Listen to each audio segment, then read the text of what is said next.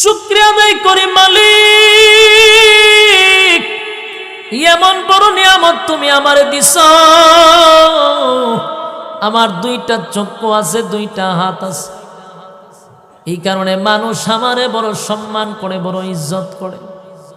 আমার হাত পা চক্ষু থাকার কারণে মানুষ আমার সঙ্গে বন্ধুত্ব করে। আমাকে নিয়ে মানুষ কফি খায়, আমার নিয়ে মানুষ সেলফি তুলে। কেন রে? আমার মধ্যে আল্লাহর নিয়ামত আছে, এই জন্য মানুষ আমার মহব্বত করে, ভালোবাসে। যার হাত নাই পা নাই, কোনো ভিক্ষুকরে নিয়ে মানুষ সেলফি তুলে না, কোনো ভিক্ষুকরে মানুষ কফি খাওয়ায় না, বন্ধুত্ব করে না। কোনো ভিক্ষুক ভালো বাড়িতে বিয়া শাদিও করতে পারে না, কারণ তার মধ্যে আল্লাহর সেই নিয়ামত নাই যেই নিয়ামত আমার মধ্যে আছে। শুকরিয়া আদায় যদি করো, তাহলে তুমি বুঝতে পারবা কি পরিমাণ নিয়ামত আল্লাহ আমারে দিছে। যুবক ভাই, দিলের কান লাগাইয়া কথাগুলি শোনার চেষ্টা কর। আল্লাহ বলেন, বান্দারে, এত নিয়ামত আমি আল্লাহ তোরে দিলাম, তুই যদি আমার নিয়ামত পালন না করস, আমি আল্লাহর হুকুম না মানস, আমি তোরে সাথে সাথে গজব দিয়া মারব না, আমি তোরে ধ্বংস করেও দিব না। একটা গাছ মালিকের জিকির করে, গাছের জবান থেকে আল্লাহ জিকির যেদিন বন্ধ হয়ে যায় রে, গাছটা মরে যায়। একটা পাখির জবানে আমার আল্লাহর জিকির থাকে, পাখিটা যেদিন মালিকের জিকির বন্ধ করে দেয়, পাখিটা মরা পাখি হয়ে যায়। নদী আমার মালিকের জিকির করে, যেদিন নদীর জবান থেকে আল্লাহর জিকির বন্ধ হয়ে যায়, নদীটা মরা নদী হয়ে যায়।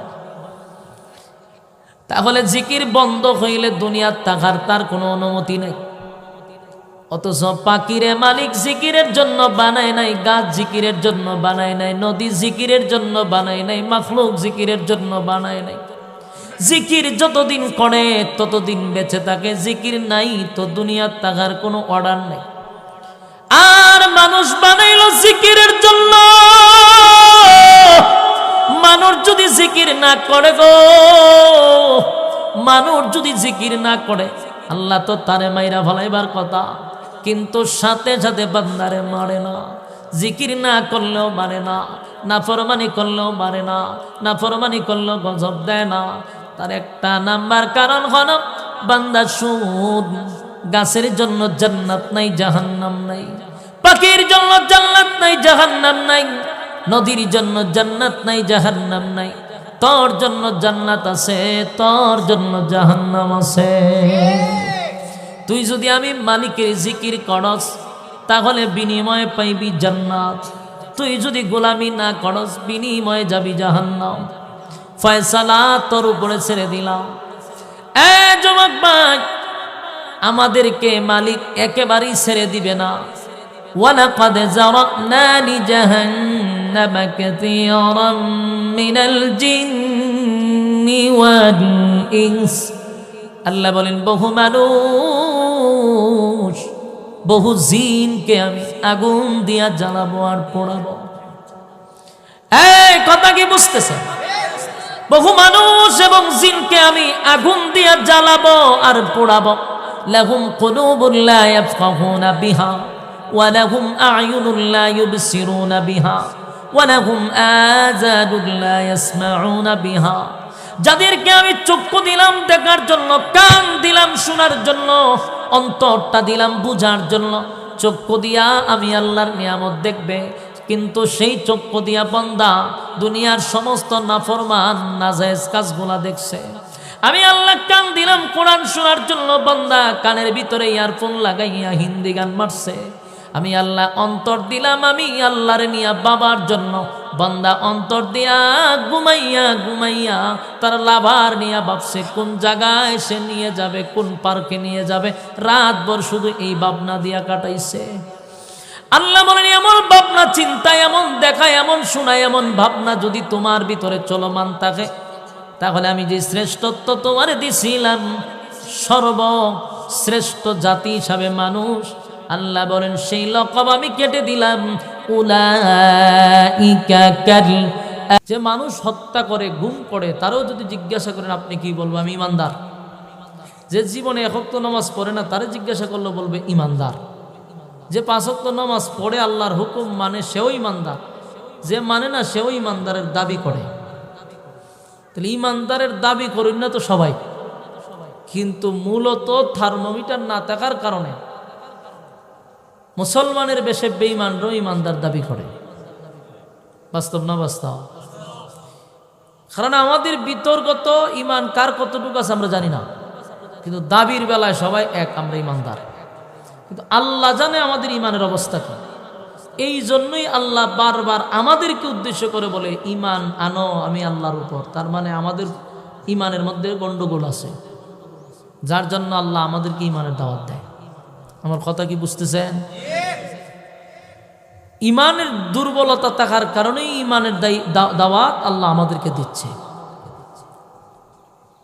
ইমান এমন একটা জিনিস, ইমান এমন একটা দৌলত, সবচেয়ে দামি জিনিসটার নাম হলো ইমান। ইমান যদি আপনার থাকে সরিষা পরিমাণও, আর এটা লইয়া যদি কবরও যান গুনার কারণে জাহান্নামের আগুনে জ্বলব, কিন্তু সরিষা পরিমাণ ইমান থাকার কারণে আল্লাহ জান্নাতে একদিন ঢুকাবে। কিসের গুণে? ইমানের গুণে। ইমান যদি না থাকে, মক্কায় গিয়া যদি আপনি দোয়া করেন কাজ হবনি, মদিনায় গিয়া দোয়া করলে কোনো কাজ হবে না, কারণ আপনার মেইন পুঁজি নাই, আসল জিনিস নাই। এই জন্য ইমানের প্রতি এত গুরুত্ব দিছে। তাহলে ইল্লাল্লাযীনা আমানু, এক নম্বর হলো তুমি ইমান আনো আমি আল্লাহর উপরে। ইমান আনার পরে তুমি সে কাজটা করবা, এটা হলো ওয়া আমিলুস সালিহাত, তুমি নেক আমল করো। ইমানের পরে কোন কাজ? নেক আমল। নেক আমল ছাড়া পৃথিবীতে তাকায়া দেখেন কোথাও কি নেকের প্রতিযোগিতা এখন হয়?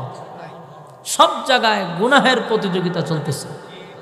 কে কত গুনাহ করতে পারে এটা নিয়ে একটা প্রতিযোগিতা হয়, কিন্তু নেকির কোনো প্রতিযোগিতা নাই।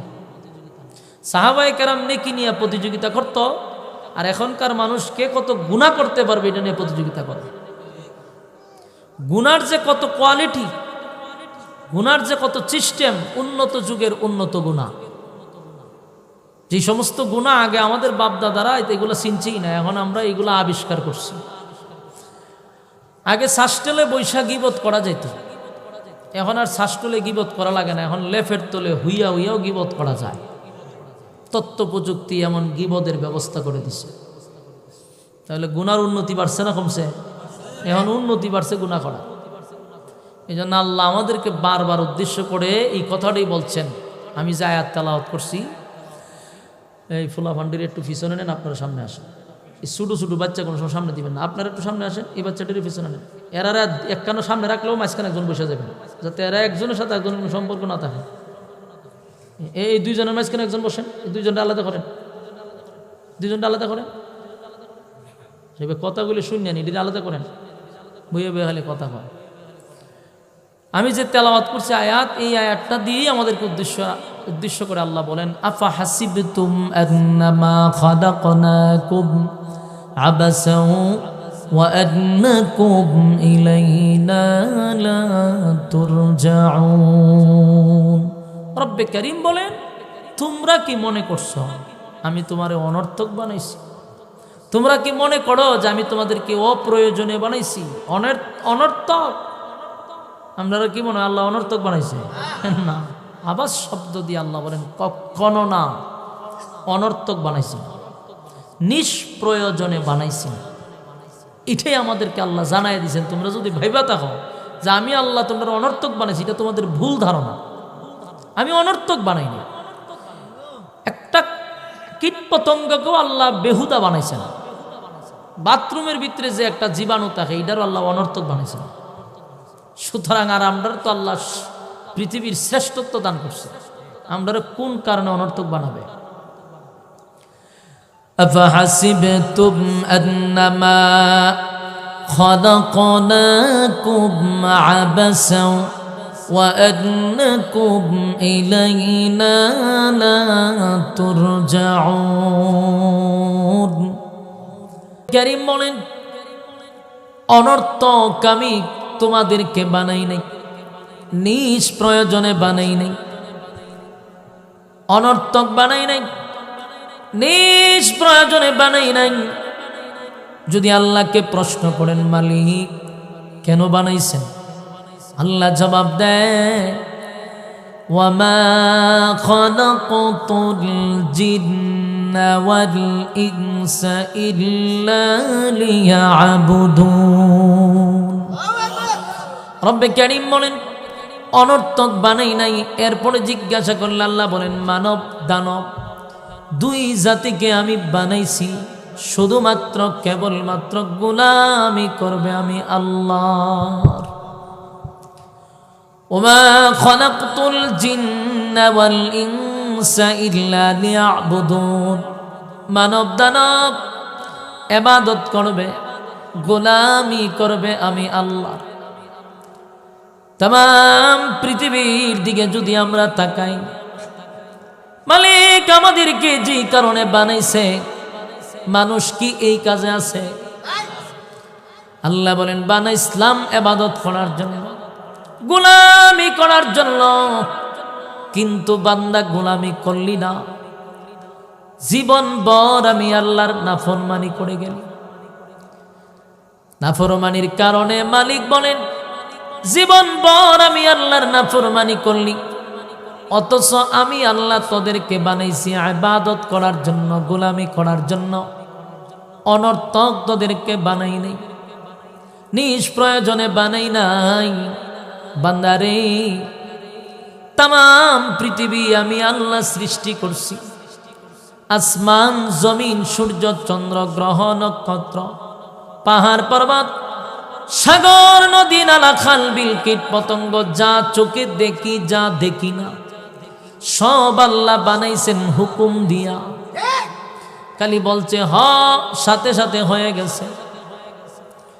আসমান বানাই আল্লাহ কোথাও বলে নাই আসমান সুন্দর করে বানাইছি, জমিন বানাইয়া বলে নাই জমিন সুন্দর করে বানাইছি, সূর্য বানাইয়া কোথাও বলে নাই সূর্য সুন্দর চন্দ্র সুন্দর, ফেরেশতা বানাইয়া ফেরেশতা সুন্দর কোথাও বলে নাই। আল্লাহ বলেন সব বানাইছি হুকুম দিয়া। আর মানুষ মাত্র 3.5 হাত একটা মানুষ, এই মানুষটারে আমি হুকুম দিয়া বানাই নাই। আমি আল্লাহ এই মানুষটাকে আমি আল্লাহর কুদরতি হাত দিয়া বানাইছি। সব কমপ্লিট করছি 6 দিনে, আর মানুষ তোরে বানাইছি 10 মাস 10 দিনে। এত সময় লাগায়া বানাইছি আমি আল্লাহ। এত সম্মান আর এত মর্যাদা দিয়া নিজের হাত দিয়া তোর গঠন তৈরি করছি, এত সম্মান দিয়া বলেন ওয়ালাকাদ কাররামনা বানি আদম। আদম জাতিকে আমি শ্রেষ্ঠত্ব দান করছি। আল্লাহ সমগ্র সৃষ্টি জগতের মধ্যে মানুষের চেয়ে সম্মান আর কোনো মাখলুককে দেয় নাই। এত ইজ্জত আর সম্মান দিয়া বানাইলো।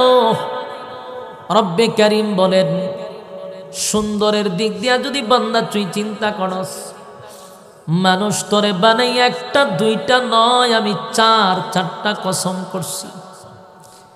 আল্লাহ মানুষ বানাইয়া 4টা কসম করছে, 4টা কসম। আমি তোরে সুন্দর করে বানাইছি কথাটা বললেই হতো, কিন্তু সুন্দর করে বানানো এই কথাটা বলার আগে 4টা কসম করছে আল্লাহ। আল্লাহ বলে ওয়াত্তিন, 3 ফলের কসম করে বললাম। ওয়াজ্জাইতুন, জাইতুন ফলের কসম করে বললাম। ওয়াতুরে সিনিনা, সিনাই পর্বতের কসম করে বললাম। ওয়াহাজাল বালাদিল আমিন।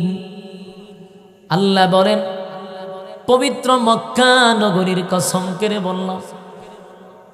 এই 4টা কসম করলো মালিক, ওয়াত্তিন ওয়াজ্জাইতুন ওয়াতুর সিনিনা ওয়াহাজাল বালাদিল আমিন। 4 কসম করছে আল্লাহ, 4টা কসম করছে। 4 কসম করিয়া রব্বে কারীম বলেন লাকাদ খালাকনাল ইনসানা ফি আহসানি তাকওয়িম।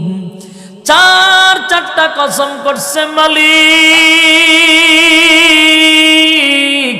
চারটা কসম করছে আল্লাহ, চারটা কসম কাড়িয়া বলে বান্দা রে আমি আল্লাহ মানুষের চেয়ে সুন্দর আর কাউরে বানাই নাই। যুবক ভাই, সৃষ্টি জগতের মধ্যে মানুষের চেয়ে সুন্দর তো আমার আল্লাহ কাউরে বানাইল না। কসম কাইরা বলল তোরে সুন্দর করে বানাইছি, তোরে সুন্দর করে বানাইছি। উগান্ডার একটা মানুষ এত কালো, এত বিশ্রী, হাসি দিলে শুধু দাঁত দেখা যায়। এত বিশ্রী মানুষটার উদ্দেশ্য আল্লাহ বলেন এই উগান্ডার মানুষ এত কালো, এরপর আল্লাহ বলেন এই উগান্ডার মানুষের চেয়ে সুন্দর আমি কোনো প্রাণী বানাই নাই। মানুষ হলো সবচেয়ে সুন্দর, কথাটা আল্লাহ কসম করে কইছে। রব্বি কারীম আমাদেরকে উদ্দেশ্য করে বলে বান্দারে এত সম্মান দিলাম, ফেরেশতারা কোনো গুনাহ করে না, গুনার মজাও বুঝে না, গুনাহ করে না, গুনার মজা বুঝে না, এরপর আল্লাহ ফেরেশতাকে শ্রেষ্ঠত্ব দেয় নাই। মানুষ গুনাহ করে, আল্লাহ কয় এরপরও মানুষ শ্রেষ্ঠত্ব দান করছি মানুষকে। এখন আসুন, এত সম্মান এত মর্যাদা আল্লাহ আমাদেরকে দিল অনর্থক, কথা হয় না? এত সম্মান আর এত মর্যাদা অনর্থক নয়। আফা হাসিবতুম আন্নামা খালাকনাকুম আবাসাও ওয়া আন্নাকুম ইলাইহিনা লা তুরজাউন। রব্বি কারীম বলেন অনর্থক বানাই নাই, অকারণে বানাই নাই, নিষ্প্রয়োজনে বানাই নাই। বান্দারে কেন বানাইলাম? ওয়ামা খালাকাতুল জিন্না ওয়াল ইনসা ইল্লা লিয়াবুদুন। রব্বি কারীম বলেন মানব আর দানব একমাত্র শুধুমাত্র কেবলমাত্র আমি আল্লাহর গোলামির জন্য বানাইছি। বান্দা গোলামি যদি না করস, ইবাদত বন্দেগী যদি না করস, আমি আল্লাহ কিন্তু ছেড়ে দিব না। বলুন ছেড়ে দিব? আল্লাহ বলেন ছেড়ে দিব না। আমি আল্লাহ কাউকে ছেড়ে দেই নাই, আমি আল্লাহ ছাড় দেই কিন্তু ছেড়ে দেই না। এত নিয়ামত দিলাম, একটা মাছ যেইভাবে পানির নিচে ডুবন্ত, মাছ যেইভাবে পানির নিচে ডুবন্ত, আল্লাহ বলেন মানুষকেও আমি এইভাবে আমার নিয়ামত দিয়া ডুবায়া রাখছি। বলতো বন্দা কোন কোন নিয়ামতের অস্বীকার করবে? পারবেন অস্বীকার করতে? ফাবিআই আলাই রাব্বিকুমা তুকাযিবান।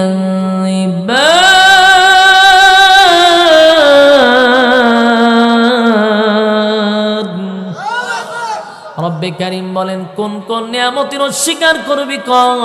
আমি আল্লাহ তোরে কোন নিয়ামত দেই নাই? মালিক যে কত নিয়ামত দিছে গো, এই নিয়ামতের দিকে যদি তাকান বেশি দূর যেতে হবে না, আপনার 3.5 হাত বডির দিকে তাকাইলে আপনি বুঝতে পারবেন আপনারে আমার মালিক কত নিয়ামত দিছে। মাঝে মধ্যে গাজীপুর শহরে যাবেন, গেলে পরে দেখবেন পয়েন্টে পয়েন্টে অনেক ভিক্ষুকরা বসা থাকে, ভিক্ষা করে দাঁড়াইয়া কেউ বৈশা। ভিক্ষুকরা দেখবেন অনেক সময় ভিক্ষুকের এক হাত নাই, অথবা এক পা নাই, অথবা চোখকে দেখে না। এরকম ভিক্ষুক আসেনি? চোখে দেখে না, পায়ে হাঁটতে পারে না, হাত নাই। এই ভিক্ষুক গুলার আমরা 10 টাকা 20 টাকা দিয়া দিই, ঠিক না? দিয়া বিদায় করে দিই। কিন্তু না, 10 টাকা 20 টাকা দিয়া বিদায় করে দিলেই শেষ না। মাঝে মধ্যে ভিক্ষুকের দিকে তাকাইয়া তাকাইয়া চিন্তা করবেন, মালিক রে, তারেও বানাইছেন আমারেও বানাইছেন। আল্লাহ আমার দুইটা হাত আছে গো, ভিক্ষুকের দুইটা হাত নাই। আমার দুইটা চক্ষু আছে, তার দুইটা চক্ষু নাই। অনেক ভিক্ষুক আমি দেখছি যাদের পাও নাই, হাতও নাই, গুইরাইয়া গুইরাইয়া ভিক্ষা করে। এদের দিকে তাকাইয়া নিজের বডির দিকে তাকাইবেন আর বলবেন, মালিক তারও বানাইছেন, আমারও বানাইছেন, চাইলে তো তার জায়গায় আমারে রাখতে পারতেন। আল্লাহ শুকরিয়া আদায় করি মালিক,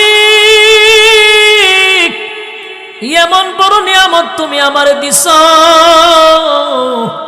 আমার দুইটা চক্ষু আছে, দুইটা হাত আছে, এই কারণে মানুষ আমারে বড় সম্মান করে, বড় ইজ্জত করে।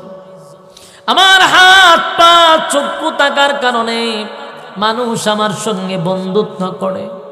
আমাকে নিয়ে মানুষ কফি খায়, আমার নিয়ে মানুষ সেলফি তুলে। কেন রে?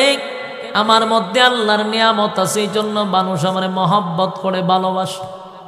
যার হাত নাই পা নাই, কোনো ভিক্ষুকরে নিয়ে মানুষ সেলফি তুলে না, কোনো ভিক্ষুকরে মানুষ কফি খাওয়ায় না, বন্ধুত্ব করে না।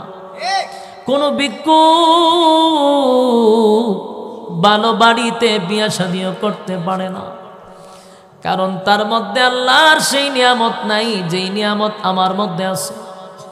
শুকরিয়া আদায় যদি করো তাহলে তুমি বুঝতে পারবা কি পরিমাণ নিয়ামত আল্লাহ আমারে দিছে। যুবক ভাই, দিলের কান লাগাইয়া কথাগুলি শোনার চেষ্টা কর। আল্লাহ বলেন, বান্দারে এত নিয়ামত আমি আল্লাহ তোরে দিলাম, তুই যদি আমার নিয়ামত পালন না করস, আমি আল্লাহর হুকুম না মানস, আমি তোরে সাথে সাথে গজব দিয়া মারব না, আমি তোরে ধ্বংস করেও দিব না।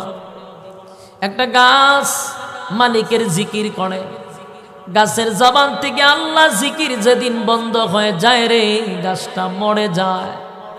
একটা পাখির জবানে আমার আল্লাহর জিকির থাকে, পাখিটা যেদিন মালিকের জিকির বন্ধ করে দেয়, পাখিটা মরা পাখি হয়ে যায়।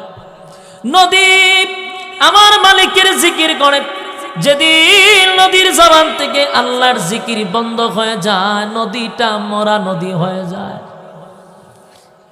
তাহলে জিকির বন্ধ হইলে দুনিয়ার থাকার তার কোনো অনুমতি নেই।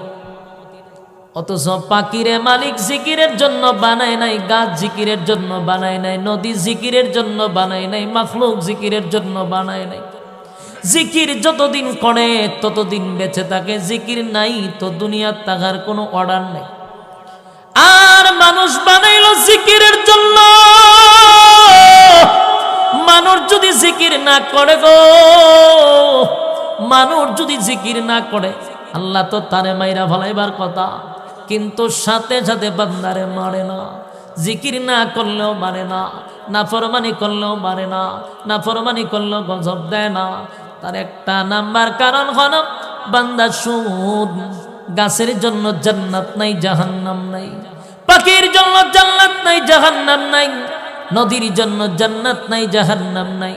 তোর জন্য জান্নাত আছে, তোর জন্য জাহান্নাম আছে। তুই যদি আমি মালিকের জিকির করস তাহলে বিনিময়ে পাইবি জান্নাত, তুই যদি গোলামি না করস বিনিময়ে যাবি জাহান্নাম। ফয়সালা তোর উপরে ছেড়ে দিলাম। যুবক ভাই, আমাদেরকে মালিক একেবারেই ছেড়ে দিবে না। ওয়ালাকাদ যারানা লিজাহান্নামা কাসীরাম মিনাল জিন্নি ওয়াল ইনস। আল্লাহ বলেন, বহু মানুষ, বহু জিনকে আমি আগুন দিয়া জ্বালাবো আর পোড়াবো। কথা কি বুঝতেছেন? বহু মানুষ এবং জিনকে আমি আগুন দিয়া জ্বালাবো আর পোড়াবো। লাহুম কুলুবুন লা ইয়াফকাহুনা বিহা ওয়া লাহুম আ'য়ুনুন লা ইউবসিরুনা বিহা ওয়া লাহুম আযানুন লা ইয়াসমাউনা বিহা। যাদেরকে আমি চক্ষু দিলাম দেখার জন্য, কান দিলাম শোনার জন্য, অন্তরটা দিলাম বুঝার জন্য। চক্ষু দিয়া আমি আল্লাহর নিয়ামত দেখবে, কিন্তু সেই চক্ষু দিয়া বান্দা দুনিয়ার সমস্ত নাফরমান নাজায়েজ কাজগুলা দেখছে। আমি আল্লাহ কান দিলাম কোরআন শোনার জন্য, বান্দা কানের ভিতরে ইয়ারফোন লাগাইয়া হিন্দি গান মারছে। আমি আল্লাহ অন্তর দিলাম, আমি আল্লাহরে নিয়া বাবার জন্য বান্দা অন্তর দিয়া ঘুমাইয়া ঘুমাইয়া তার লাভার নিয়া ভাবছে কোন জায়গায় সে নিয়ে যাবে, কোন পার্কে নিয়ে যাবে, রাতভর শুধু এই ভাবনা দিয়া কাটাইছে। আল্লাহ বলেন এমন ভাবনা, চিন্তা, এমন দেখা, এমন শোনা, এমন ভাবনা যদি তোমার ভিতরে চলমান থাকে, তাহলে আমি যে শ্রেষ্ঠত্ব তোমারে দিছিলাম, সর্বশ্রেষ্ঠ জাতি হিসাবে মানুষ, আল্লাহ বলেন সেই লকব আমি কেটে দিলাম। উলাইকা কাল আনআমি বাল হুম আদাল। বান্দারে আমার নাফরমানি করতে থাকলে তুই তো আর মানুষ থাকবি না, চতুষ্পদ জানোয়ারের চর নিকৃষ্ট। যুবক ভাইরা আমার, এত সম্মান আর এত মর্যাদা আল্লাহ মানুষকে দিল, কিন্তু মানুষ যখন আল্লাহর সম্মান আর মর্যাদা পাওয়ার পরেও যদি মালিকের গোলামি না করে, না ফরমানি করে জীবন কাটায়, আল্লাহ কয় সেটা চতুষ্পদ জানোয়ারের চেয়ে আরো নিকৃষ্ট হয়ে যায়। কথা কন, মানুষকে আল্লাহ শ্রেষ্ঠত্ব দান করলো, আবার সেই মানুষকে চতুষ্পদ জানোয়ারের চেয়ে নিকৃষ্ট বলল। এই তাহলে আবার অঙ্ক মিলাইয়া দেখেন, যেই কারণে মালিক দুনিয়ার জমিনে পাঠাইল, সেই কাজ যদি আমাদের দ্বারা না হয়, যেই জন্য দুনিয়ায় আসছি সেই কাজ যদি না করি, আল্লাহ বলেন আমি কাউকে ছেড়েও দিব না। এত নিয়ামত দিলাম, এত সম্মান দিলাম, এত মর্যাদা দিলাম, এত শ্রেষ্ঠত্ব দিলাম, কিন্তু সব পাওয়ার পরেও যদি আমি আল্লাহর নাফরমানি করি দিন কাটাস, তাহলে কি ছেড়ে দিব? কথা হয় না। ওয়ালাকাদ যারানা লিজাহান্নামা কাসীরাম মিনাল জিন্নি ওয়াল ইনস। মানুষ আর জিনকে আমি আগুন দিয়া জ্বালাবো আর পোড়াবো। কি বুঝলেন? মানুষকে আগুন দিয়া জ্বালাবো আর পোড়াবো, তার মানে মালিক আমাদেরকে ছেড়ে দিবে না। বলুন ছেড়ে দিব? কথা কন্যা দি। আল্লাহ বলেন আমি ছেড়ে দিব না, ছেড়ে দিব না। কেউ রে কি ছাড়ছে? কথা কন্যা দি। ছাড় দিছে কিন্তু ছেড়া দেয় নাই। এক দিলের কান লাগায় শুনেন, আরেকটা বিষয় হলো অতীত থেকেও আমাদের শিক্ষা গ্রহণ করা দরকার আছে না? আল্লাহ কিন্তু অতীত অনেক মানুষকে ছাড় দিছে, কিন্তু একজনও ছাইরা দেয় নাই। নমরুদ, ফেরাউন, সাজ্জাদ, এমন কিছু না ফরমানকে আল্লাহ সুযোগ দিছে, কিন্তু ছাইরা দিছে না। ফেরাউনারে আল্লাহ ক্ষমতা দিছে, রাজত্ব দিছে। রাজত্ব পাইয়া জীবনটা বর আল্লাহর নাফরমানি কইরা গেছে। একে একে 90,000 শিশুরে ফেরাউন জবাই করছে। নাউজুবিল্লাহ। 90,000 শিশু জবাই করছে ফেরাউন। কেন জবাই করলাম? মূসা আলাইহিস সালাতু ওয়াস সালাম যেন দুনিয়াতে পদার্পণ না করতে পারে, এই জন্য জবাই করছে। কিন্তু বলুন রাখে আল্লাহ, মারে কে? কথা হয় না, রাখে আল্লাহ। ফেরাউন চাইছে মূসা নবী যেন দুনিয়ার জমিনে না আসতে পারে। আল্লাহ কয় এই মূসারে তর খাওয়াইয়া তর ফরাইয়া লালন পালন করব। মূসা নবী ফেরাউনের গড় লালিত পালিত হইছে। এই মূসা নবীরে দিয়া আল্লাহ ফেরাউনারে সাইজ করছে টেকনিক। ফেরাউন ভালো করে জানতো, ভালো করে জানতো যে আমি আসলে কোনো খুদা না, নিজের খুদা দাবি করত। মানুষকে বলতো আমি তোমাদের রব, আমি তোমাদের খুদা। যারা মানত না তাদেরকে হত্যা করত, কিন্তু মনে মনে জানতো আমি কোনো খুদা না, আমি হুদা। গভীর রজনীতে গিয়া, পাহাড়ে পর্বতে গিয়া আসল মালিকের সঙ্গে সম্পর্ক করত আর বলতো মালিক আমি জানি আমি কোনো খুদা না, কিন্তু মানুষ আমারে খুদা বললে আমার ভালো লাগে। দুনিয়াতে আমারে কিছু দাও, পরকালে আমারে জুতা দা ভিড়াইও। নিজেই স্বীকার করছে আমি কোনো খোদা না, তুমি খোদা, কিন্তু মানুষ খোদা ডাকলে আমার ভালো লাগে, আমারে খোদা বলার সুযোগ করে দাও। পরকালে ইচ্ছা মতে আমার জুতা দা ভিড়াইও, আমার কোনো অসুবিধা নাই। ফেরাউন জানতো নি, জানতো। যে আমি কোনো খোদা না। আর নমরুদ্দা ছিল মাথা মোড়া। নমরুদ্দা কি ছিল? মাথা মোড়া। নমরুদ মাথা মোড়া ছিল। নমরুদ্দাও নিজের খোদা দাবি করত। ফের আল্লাহ বেশি শক্তিশালী বানাইছিল, কারণ নমরুদ ছিল গোটা পৃথিবীর বাদশা। আমার কথা বুঝতেছে?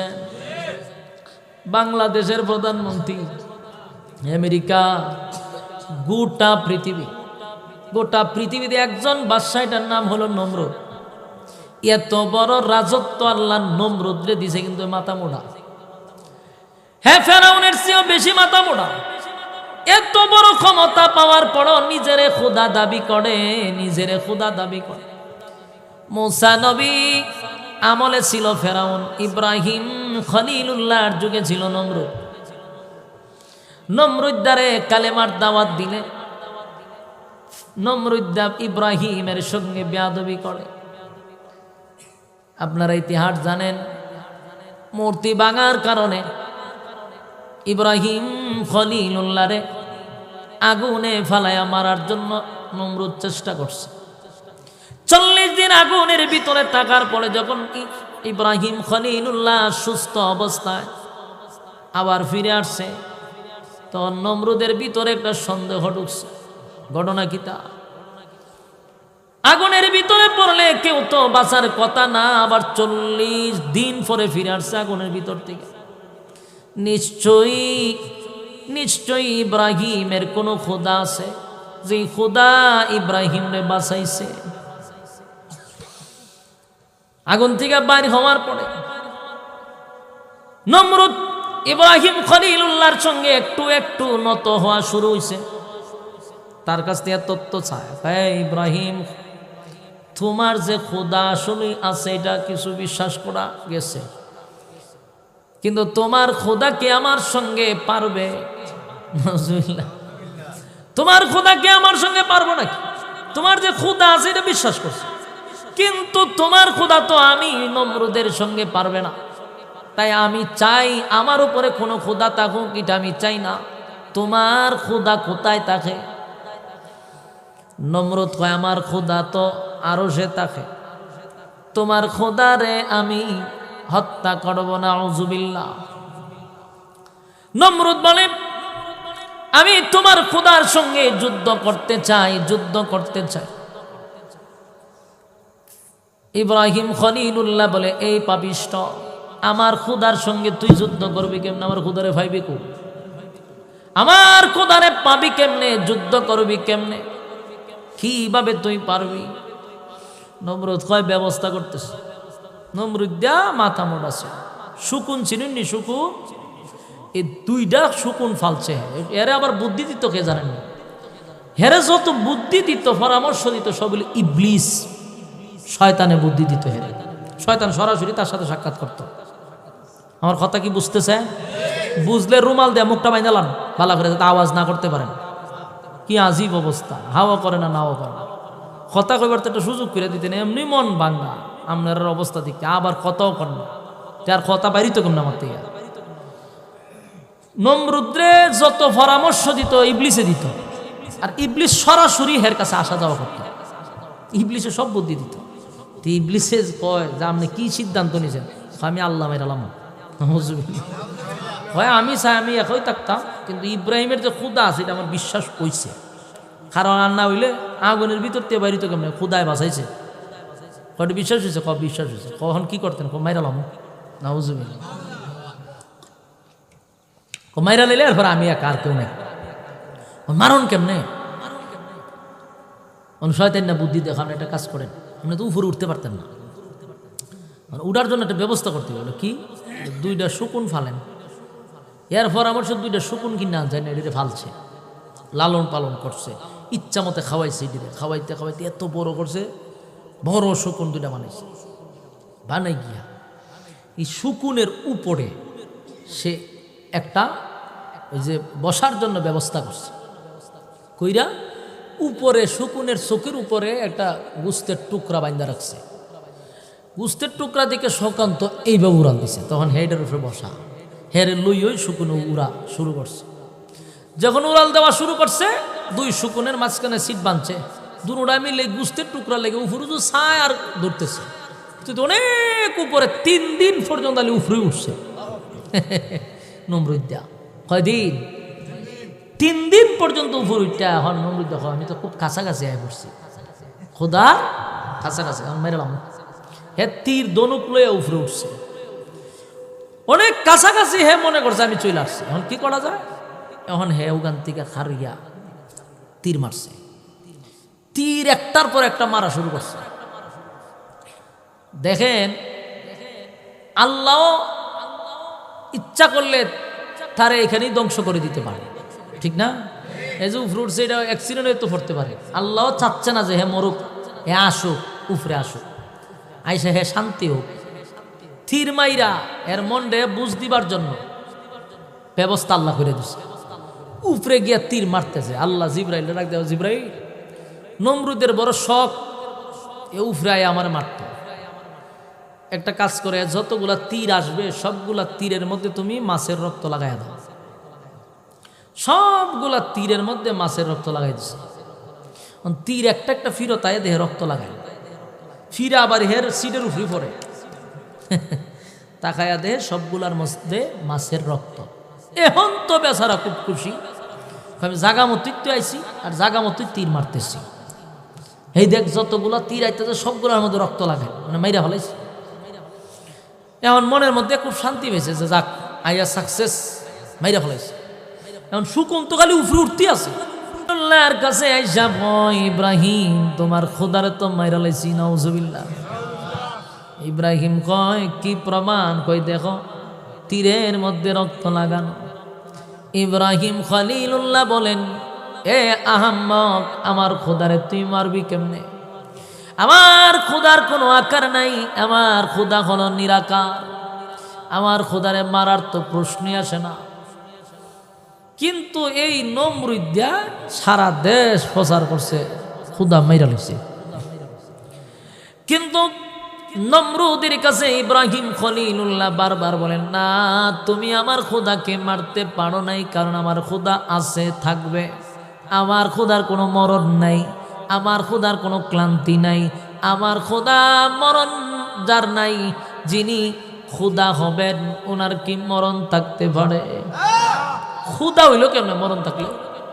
যিনি খোদা হবেন উনি চিরঞ্জীব, যার কোনো মরণ। তখন ইব্রাহিম খলিলুল্লাহ কয় তোমার খোদারে মাইরা লেছি। ইব্রাহিম খলিলুল্লাহ কয় না, আমার খোদা তো মারবি কেমনে? খোদার তো আকারই নাই, নিরাকার। নমরুদ দেখো যদি তোমার খোদা বাচ্চুই থাকে, বেঁচে থাকে, তাহলে বলো আমার সঙ্গে যুদ্ধ করবো কিনা। না চিন্তা করে কত বড় মাথা মোটা। হ্যাঁ এবার আল্লাহ কয় ইব্রাহিম তোমার খোদা কি যুদ্ধ করব? তোমার খোদারে বলো আমার সঙ্গে যুদ্ধ করবে কিনা। তবে আমি এটা জানি তোমার খোদা আমার সঙ্গে যুদ্ধ করে ঠিকবে না। ইব্রাহিম খলিলুল্লাহ তারে বহুভাবে বোঝানোর চেষ্টা করলো, বারবার বলল, এ আহাম্মক, এখনো তোরে আমার মালিক অনেক ভালোবাসে, বারবার তোরে সুযোগ দিচ্ছে, এখনো আল্লাহ তোর প্রতি দয়া করতেছে, এখনো ভালো আছে, তুমি ফিরে আসো। আমার মালিক তোমারে বারবার সুযোগ দেয়, তুমি যেন শুধরাইতে পারো। তোমার ইচ্ছা করলে ধ্বংস করতে পারে, মালিক ধ্বংস করবে না, কারণ আল্লাহ তোমারে সুযোগ দিতেছে। এরপরও হে মানে না, এখন এটা বুঝি না, যুদ্ধ করবো নি। ইব্রাহিম খলিলুল্লাহ বলেন, মালিক আমি বহু বোঝানোর চেষ্টা করলাম, যত বুঝাই তত সে বেয়াদবি করে, গোটা জাতিকে সে বিভ্রান্ত করতেছে, গোটা জাতিকে সে নষ্ট করার ষড়যন্ত্র করতেছে। আল্লাহ এখন যদি তার ব্যাপারে কোনো ফয়সালা তুমি না করো, এই প্রজন্মকে সে এমনভাবে তৈরি করতেছে যে আপনারে মাইরা লইছে। আর আমাকে বারবার বলছে আপনি তার সঙ্গে যুদ্ধ করার জন্য, যুদ্ধ করার জন্য। আল্লাহ বলেন, ইব্রাহিম বলো আমি কি দিয়া যুদ্ধ করব? ইব্রাহিম খলিলুল্লাহ বলে, মালিক আপনি মালিকের সঙ্গে সে কি যুদ্ধ করবে, কিন্তু আপনি বড় কোনো প্রাণী দিয়া তার সঙ্গে মোকাবেলা করার কোনো প্রয়োজন নাই। সে যেন বুঝতে পারে আমার মালিকের কোনো বড় প্রাণীর প্রয়োজন নাই, এমন ছোট একটা প্রাণী দিয়া তারে ধ্বংস করেন যেন মানুষ পরবর্তীতে শিক্ষা পায়।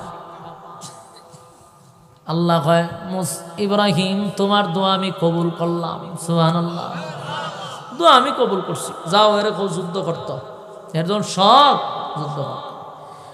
ইব্রাহিম খলিলুল্লাহ বললেন ঠিক আছে যুদ্ধ কবে করবা, এত তারিখে রেডি থেকো।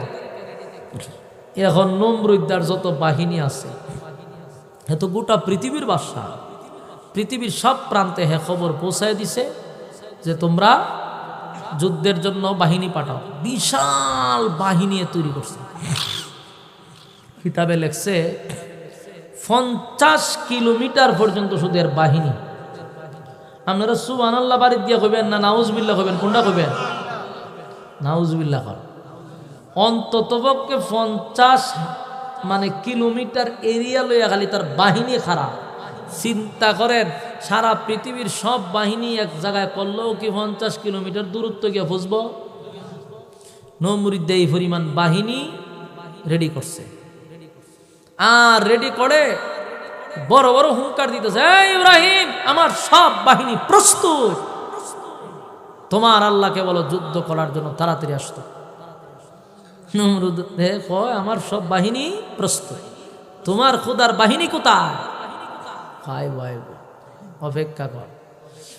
নমরুদ তাদেরকে ঘোষণা দিল তোমরা তোমাদের ডাক ডুল বাজাইতে থাকো, কিছুক্ষণের ভিতরেই ইব্রাহিমের খোদার বাহিনী আসতেছে, রেডি থাকো সবাই, লোহার হেমলেট পইরা রেডি। কিছুক্ষণ পরে ইব্রাহিম খলিলুল্লাহ তাকায়া দেখে আকাশ থেকে যেন কালো ধোঁয়ার মতো কি নামতেছে। নমরুদ্দাও দেখছে, নমরুদ্দা মনে করছে আকাশটা মনে মেঘাচ্ছন্ন, কিছুক্ষণ পরে বৃষ্টি নামবে এমনটাই মনে করছে। কিন্তু যত সময় যায় দেখেন না, বিকট শব্দ হচ্ছে আর এক ধরনের মশা, ছোট ছোট মশার যাকে যাকে কালো হয়ে নিচে নামতেছে। আল্লাহ কি বড় কোনো বাহিনী পাঠাইছে? মশা কি কোনো বড়? ছোট্ট একটা প্রাণী যেটা একটা তাপ্পড় দিলে সে জাগাচ্ছে, এরকম মশা আল্লাহ পাঠাইছে। যাকে যাকে যখন মশা আসতেছে এরা চতুর্দিকে তাকো, এটা কি বাহিনী? বলো এটাই বাহিনী। হেরা মনে হচ্ছে মশা এটা যে আমরা হয়তো যুদ্ধ তাপ্রায় টুপ্রায় সব মেরালাম, কিন্তু মশা যখন লাইমা অ্যাটাক করা শুরু করছে, এখন দেখা যায় একটা তাপড়া দিতে গিয়া আরো 100টায় খামড়াইতেছে। মারবো কাটারে একটা তাপা দেয় 100টায় খামড়দা ধরে। এইভাবে প্রত্যেকটা বাহিনীকে এমন ভাবে ঘেরাও করে মশায় ধরছে যে লোহার যে হ্যামলেটের চিপায় চাপায় ঢুকে নাকের ভিতর দিয়া মশা ঢুকে ব্রেইনে গিয়া খামড়ানি শুরু করছে। আমরার যে দুনিয়ার মশাই এই মশা না, এই মশা তো শুধু রক্ত চোষণ করে। আর আল্লাহ যে মাহিনী মশা পাঠাচ্ছেন এটি রক্ত খায়, মাংস খায়। এটি মাংস টংস খাইয়া মগজ টগজ ডোলা বলি না খেয়ে মুখে দিয়ে রক্ত বাড়িয়ে একটা বাহিনীরও বাদ রাখে না, সব থেকে খামড়ানি শুরু করছে। নমরুদ্দার না খেয়ে তার ডুইকা মগজে গিয়া বইরেছে। কথা বুঝতেছে? বড় বাহিনী লাগছে, সবগুলারে কামড়াইয়া জাগাত হুয়াই লিছে। হাজার হাজার লক্ষ লক্ষ বাহিনী মুহূর্তের ভিতরে মাটিতে ভরে গেছে। বলুন আল্লাহর কোন বাহিনী লাগছে? বাহিনী লাগে। সামান্য একটা মশা দিয়া নমরুদ রে আল্লাহ সাইজ করল। নমরুদ শেষ, নমরুদের বাহিনী শেষ। আল্লাহ বলেন আমি সুযোগ দিছি, কিন্তু বান্দা সুযোগ পায়া নাফরমানি করছে। কথা কন, সুযোগ দিলাম, সুযোগ দেওয়ার পরেও বান্দা তুই নাফরমানি করলি, নাফরমানি করলি। আমার সুযোগ পাওয়ার পরও তুই নাফরমানি করছস। আল্লাহ কয় আমি ছেড়ে দেই নাই, ছেড়ে দেই নাই। নমরুদ্দারও সাইজ করছি মশা দিয়া, ফেরাউন্নারে সাইজ করছি পানির মধ্যে ফালাইয়া সুবাই। ওরা এটা মারাত্মক, ঠিক নেই? আল্লাহ যদি কাউরে ধরে তাইলে কিন্তু শেষ। ছাড় দেয় তখন সংশোধন হও, সংশোধন যদি না হও তাহলে তোমার ধরা আল্লাহর ধরা মারাত্মক। যুবক ভাইরা আমার, রব্বে কারীম বলে বাংলা শুন, আমি আল্লাহ ছাড় দেই কিন্তু ছেড়ে দেই না, ছেড়ে দেই না। নমরুদ ফেরাউন সাজ্জাদরেও ছেড়ে দেই নাই। সাজ্জাদেও কিন্তু আল্লাহর সঙ্গে পাল্লা কম লইছে না। আল্লাহ তারে বাঘের দুধ খাওয়াইয়া লালন পালন করাইয়া তারে সুন্দর করে বডি বানাইয়া দিছে, বাঘের দুধ খাইয়া বলেছে। সেও কিন্তু একসময় আল্লাহর সঙ্গে নাফরমানি করছে, নিজেই কয় জান্নাত বানাইলাম। বলুন টিকতে পারছে? কাউকে আল্লাহ টিকতে দেয় না যুবক ভাইরা। তাই 1 নাম্বার আমল করতে হবে ঈমান। ঈমানের পরে ওয়া আমিলুস সলিহাত, নেক আমল করব, নেক আমল করব, নেক আমল করব। নেক আমল আমাদের সঙ্গী বানাতে হবে। গুনাহের প্রতিযোগিতা না করে নেকির প্রতিযোগিতা করতে হবে। দিলের কান লাগায় শুনেন, নেকির প্রতিযোগিতা করতে হবে। এই যেখানে বসছেন অনেক মানুষ কিন্তু আশেপাশে থাকার পর এখানে বসতে পারে নাই, কিন্তু আপনারা ঘন্টা খানেক ধরে এখানে বসে বসে কোরআনের যত আয়াত আপনাদের সামনে শোনানো হয়েছে, প্রতিটা অক্ষরে অক্ষরে 10টা করে নেকি আমল নামার মধ্যে আল্লাহ ঢুকায়া দিছে। যুবক ভাই বলুন নেকির দরকার আছে না নাই? হাসরের মাঠে কেউ আপনাকে একটা নেকি দিয়া সাহায্য করবে না, একটা নেকিও দিবে না। ইয়াউমা ইয়াফিরুল মারউ মিন আখিহি ওয়া উম্মিহি ওয়া আবিহি ওয়া সাহিবাতিহি ওয়া বানি। কেউ কারো কোনো কাজে আসবে না। মা সন্তানকে পরিচয় দিবে না, বাবা সন্তানের পরিচয় দিবে না গো, কেউ কারো হবে না। নেক আমল ছাড়া কোনো উপায় নাই, উপায় নাই। হাসরের মাঠে একটা নেকি কেউ কাউরে দিবে না। মা বলবে দুনিয়াতে আমার কোনো সন্তান ছিল না, স্ত্রী বলবে কোনো স্বামী ছিল না, বাবা বলবে কোনো সন্তান ছিল না। একটা নেকি দিবে, এই জন্য স্বীকার করবে না। তাই আমি আপনাদের কাছে অনুরোধ, ওয়া আমিলুস সলিহাত, নেক আমল করা ছাড়া বিকল্প কোনো রাস্তা নাই। অবসর সময় পাইলে অনর্থক সময় নষ্ট না করে আল্লাহ